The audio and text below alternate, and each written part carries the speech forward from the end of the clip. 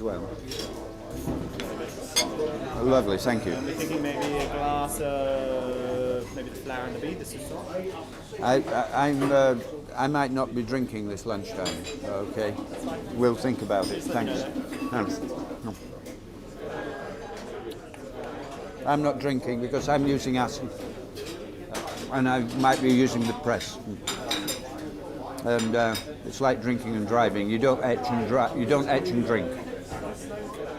It's fantastic ham. Have a slice. Go on.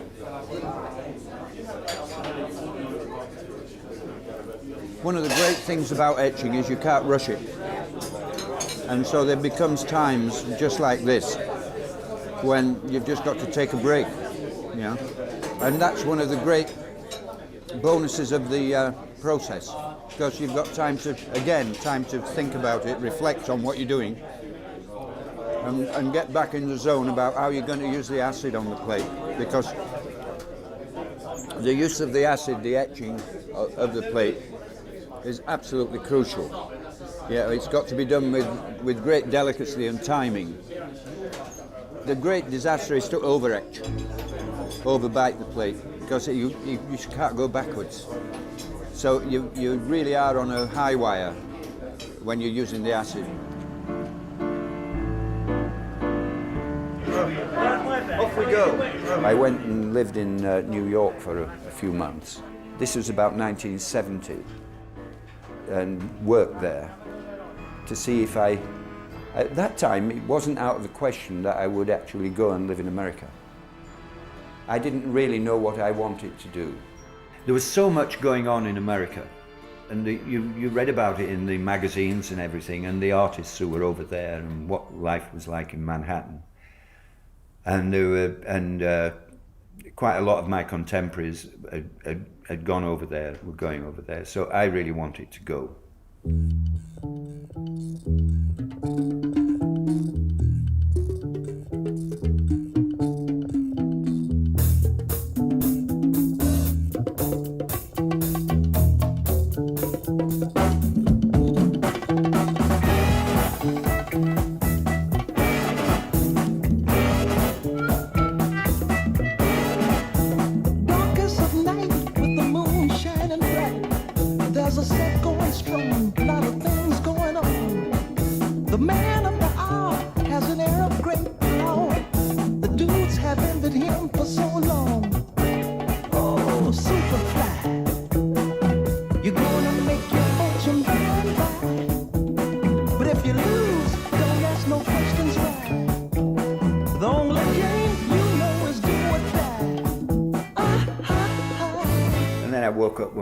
I think, no, this is too hysterical for my mentality, you know.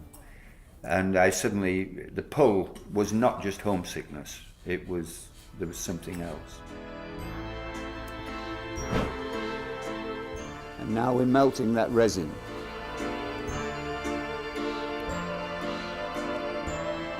You'll see it melting. Can you see it melting?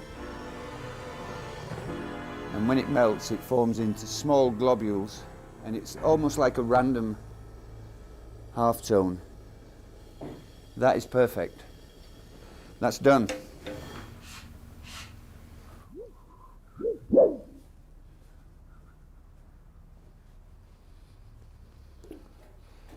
Now the acid's going into the plate, okay? The acid is etching between the grains of the aquatint that we put on, and so it'll grip, the ink will grip. If we didn't have that aquatint on, it would just take the surface of the plate down and it wouldn't hold any ink, and so there'd be no tone. I know this image so well now that I can find my way around it, you know. It's really on the retina. People etch in different ways, okay? And so you know, and some people really like knocking the plate flat and burnishing it, and I prefer treating it almost like painting. Okay. It's just a guess. I don't have any kind of great career plan, never had. I came back and just got on with it, really. Only about 6 months after I'd come back from Manhattan. I decided to go to the Orkney Islands, I remember. And I went up and was absolutely astounded by the Orkney Islands.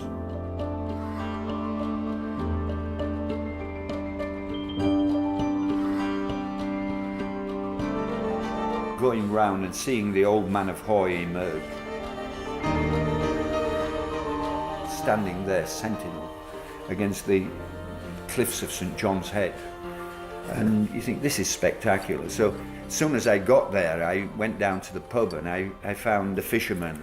And they said, you come down at 3:30, 4 o'clock in the morning, bring yourself a sandwich. And we went out into the Atlantic, right underneath the old man of Hoy and underneath the cliffs. It was fantastic. And they're shooting lobster creels. And I'm sitting up on the top of the housing, because they wanted me out of the way, you know, drawing. And I thought, I actually feel this is what I should be doing. I wanted to squeeze the essence out of it and put it down in a very elegant and simple way. You know, I'm going to take pot luck that I've got it.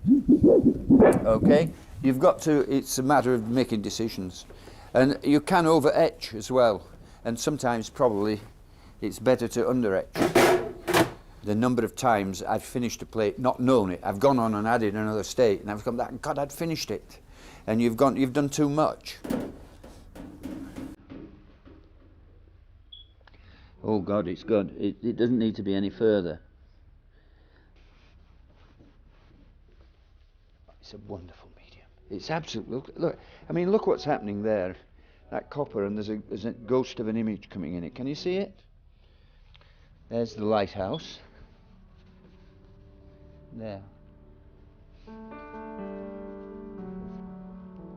It could be very, very, very, very nice and soft, could this?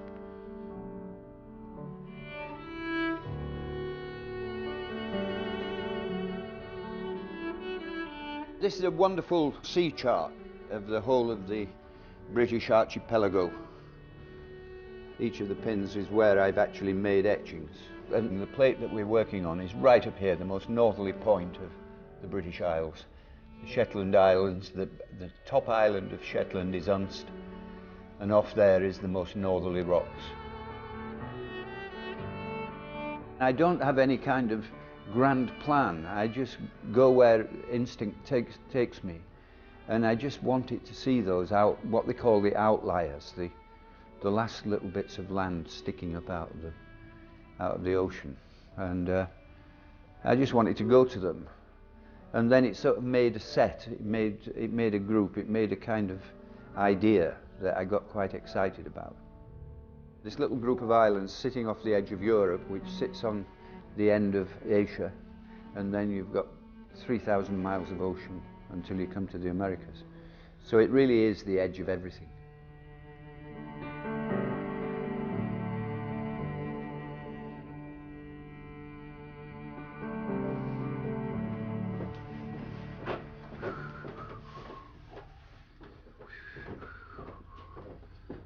Ink mixed 18-1-13. It's made out of natural blacks. There's bone black, vine black. How you make it, you burn something like bone or vine leaves, so you get vine black, bone black, peach black from peach stones, you know. And it's not just that they're slightly different colours. Some are grittier than others, you know. Some are softer. This is Boujou black. It's a French black, but then I've mixed it with some pure carmine pigment.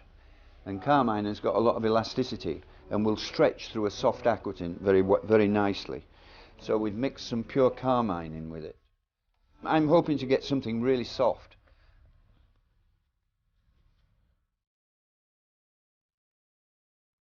Now you can start to see the image coming up as it's going to print.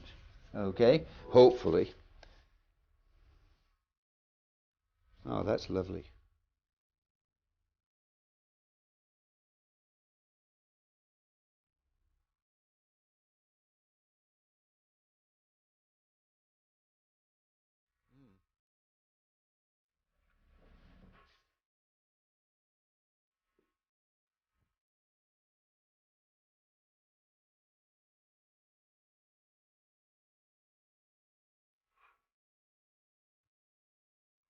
God, it runs so beautifully. It's effortless, isn't it? I've put a hell of a lot of work into this, and it could be a disaster. On the other hand, if it's a good state on the way, it's a day well spent.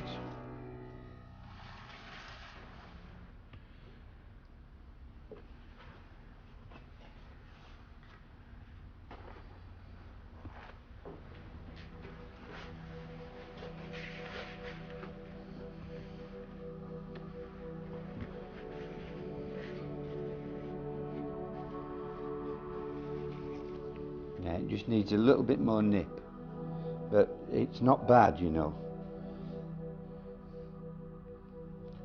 And it needs a thicker blanket on the back.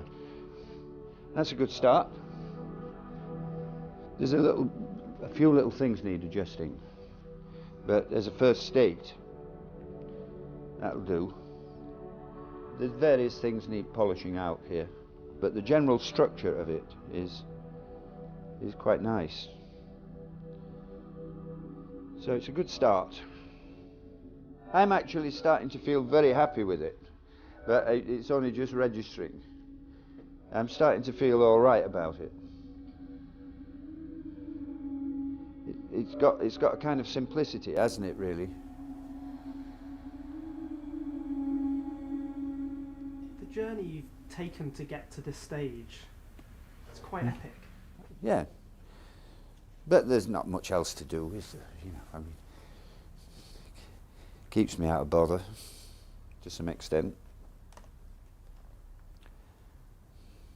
It's a great medium, you know.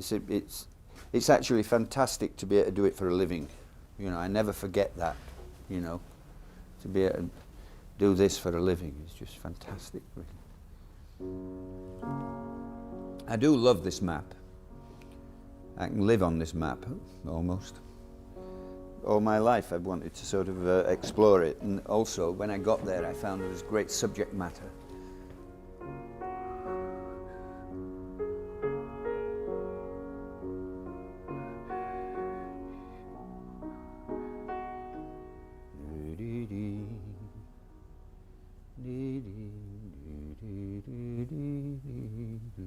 Becoming variable for in southeast Iceland. Wintry showers, moderate or good.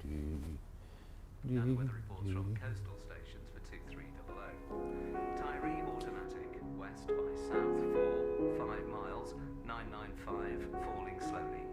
Stornoway, northeast 5. So many places I still want to go to and that I've never even set foot on. So there's enough stuff here for a dozen lifetimes, you know? I'm just scratching the surface, really.